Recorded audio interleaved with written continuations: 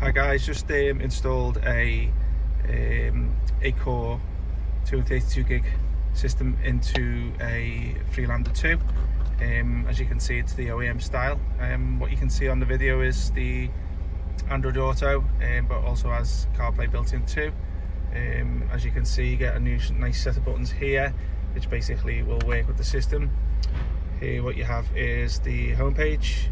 I'm just going to keep the video short today, just for logistic reasons. The car has to go, but what I'll do is I'll put a link into the video for the user interface in the background to show you what it is.